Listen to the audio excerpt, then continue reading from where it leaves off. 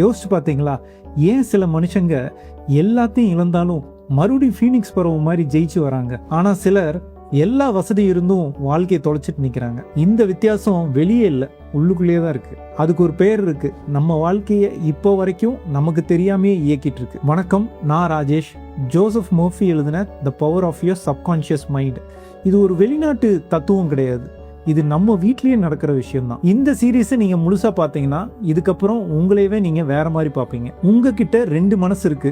வெளி மனசு நீங்க யோசிக்கிறது, முடிவு பண்றது. உள் மனசு உங்களையவே உங்களுக்கு தெரியாம நடத்துறது. ஒரு கப்பலை நினைச்சுக்கோங்க. அந்த கப்பலை இயக்குற அந்த கேப்டன் தான் உங்க வெளி மனசு. அந்த கப்பலை இயக்குற அந்த இன்ஜின் தான் உங்க உள் மனசு. ஆனா கஷ்டமான விஷயம் என்னன்னா, இப்போ வரைக்கும் நீங்க அந்த கேப்டன் கிடையாது. உங்க சின்ன வயசுல யாரோ செட் பண்ண அந்த ஆட்டோ பைலட் தான் இப்போ வரைக்கும் உங்க திசையை இயக்கிட்டு இருக்கு. உங்க உள் மனசுக்கு லாஜிக் தெரியாது. அது வளமான ஒரு நிலம் மாதிரி. நீங்க எந்த விதையை போட்டாலும் அது வளர்க்கும். நீங்க முடியாதுன்னு விதைச்சா முடியாதுன்னு நிரூபிக்க எல்லா காரணத்தையும் கொண்டு வந்து நிறுத்தும். என்னால முடியும்னு விதைச்சா அதுக்கான பாதையை அதுவே தேடும். கஷ்டமான உண்மை என்னன்னா, உங்க உள் மனசுல இருக்கிற பல நம்பிக்கைகள் உங்க 7 வயசுக்கு முன்னாடியே யாரோ விதைச்சது. நீங்க இன்னும் அந்த பழைய பயிரைத்தான் அறுவடை பண்ணிட்டு இருக்கீங்க.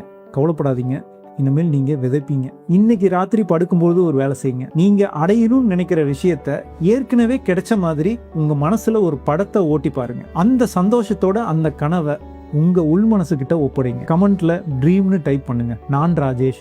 ஒன்றாக வளருவோம்.